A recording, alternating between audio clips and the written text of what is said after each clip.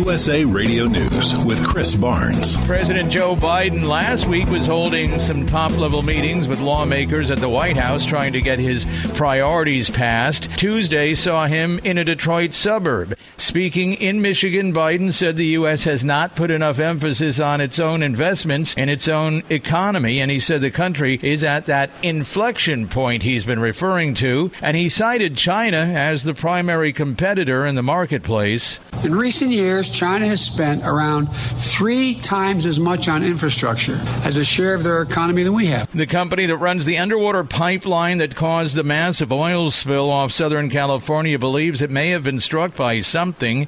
The unified command that includes the Coast Guard says divers did find a big section of that pipeline moved out of place, so they're looking into whether a vessel may have struck it. And this is USA Radio News. Rockstar Radio is looking for a co-host.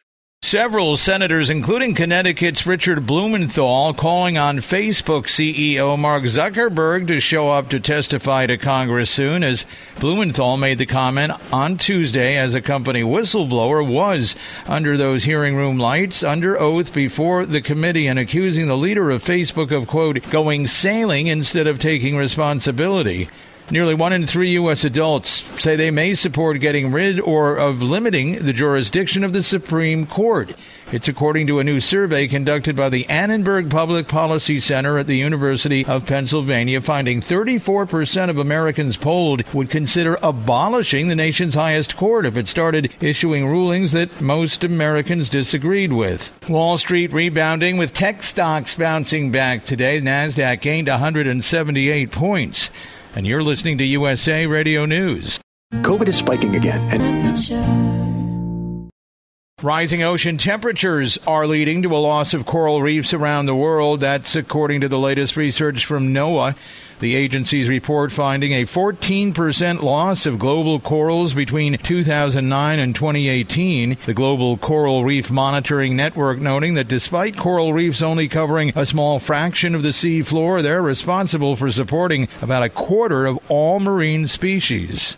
Out of the folder marked "This story almost writes itself," William Shatner is headed into space at age 90. The actor will be aboard Blue Origin's New Shepard rocket when it lifts off on the 12th of October. I'm going to see the vastness of space and the extraordinary miracle of our Earth and how fragile it is. It'll be the New Shepard's second trip to space after founder Jeff Bezos and some others made that journey in July. Shatner will become the oldest person to fly into space at 90, breaking a record set by aerospace pioneer Wally Funk on the Blue Origin's first flight. At that time, Funk was 82. And today, Wendy's and Kellogg's have announced a partnership that will lead to the release of Wendy's Frosty Chocolatey cereal hitting shelves this December.